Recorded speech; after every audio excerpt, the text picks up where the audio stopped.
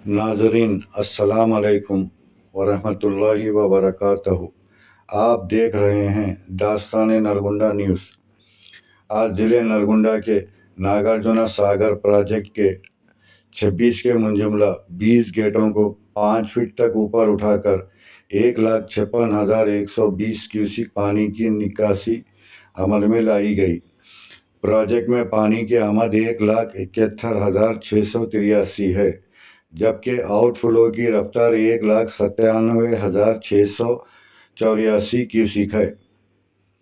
Project में पानी की मौजूदा सतह 305.7 टीएमसी है, जबकि प्रोजेक्ट की मुकम्मल सतह 312.5 है।